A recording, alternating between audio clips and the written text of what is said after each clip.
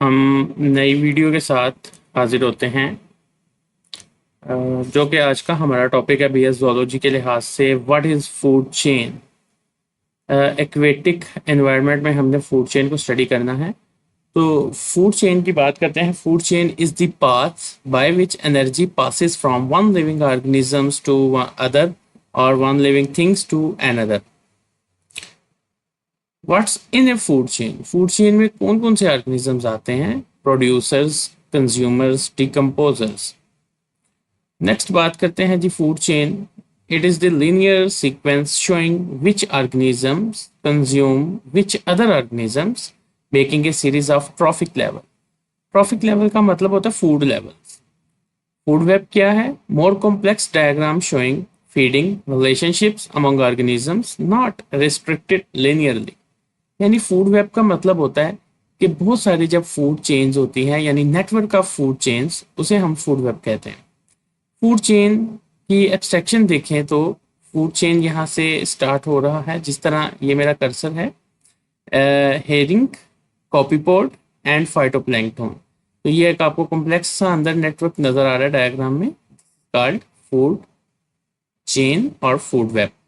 ये आपके right side पे फूड वेब है और फूड चेन साइड पे है। ये एक सिंपल और लीनियर वे है, जबकि फूड वेब जो है ये एक कॉम्प्लेक्स वे है। इसके बाद नेक्स्ट यहाँ पे आप देख सकते हैं कि जैसे फाइटोप्लैंक्टन है, फाइटोप्लैंक्टन को खाती है small bait fish. Small bait fish जो है ये टॉप प्रीडेटर, इसको खाएंगे।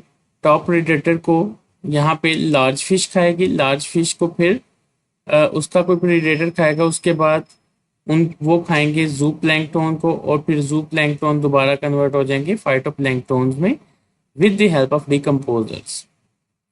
फूड चेन की बात करें तो ये एक और हमें एक्वेटिक में नजर आ रहा है। जैसे फाइटोप्लैंक्टन है, इनको खाएंगे जू प्लैंक्टन, जू प्लैंक्टन को खाएंगे स्मॉल फिशेस, स्मॉल फिशेस को मैक्रल फिश खाएगी, मैक्रल फिश को माही माही फिश खाएगी, और इसको फिर लार्ज शार्क खा जाएगी।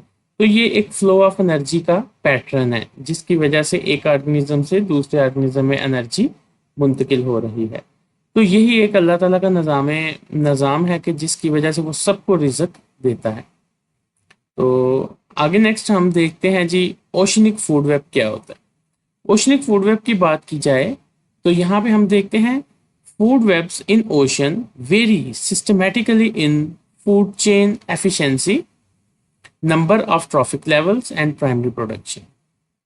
इस तरह से हमें प्राइमरी प्रोडक्शन भी समझने को मिल जाती है। जैसे प्रोडक्टिविटी के बारे में क्या कहा जाता है कि जैसे प्राइमरी प्रोडक्टिविटी है, प्रोडक्टिविटी ड्यू टू फोटोसिंथेसिस, यानी प्राइमरी प्रोड्यूसर्स जो हैं, जो भी उनसे प्रोडक्शन होगी यानी फोटोसिंथेसिस होगी, उसे हम प्राइमरी प्रोडक्टिविटी कहेंगे। फोटोसिंथेसिस से जितनी वो खुराक हासिल करेंगे वो प्राइमरी प्रोडक्टिविटी कहलाएगी। उसके बाद सेकेंडरी प्रोडक्टिविटी होगी, productivity due to consumers of primary producer. Primary producers ने जो भी प्रोडक्शन की है उसे हम सेकेंडरी प्रोडक्टिविटी बोलेंगे। इसके बाद हम बात करते हैं जो फाइटोप्लैंक्टन, जो कि हमारे प्राइमरी प्रोड्यूसर्स माने जाते हैं।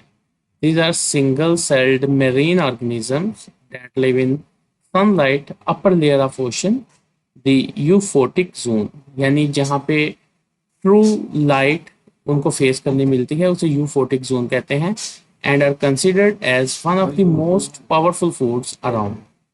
They contain antioxidants, vitamins, proteins and minerals.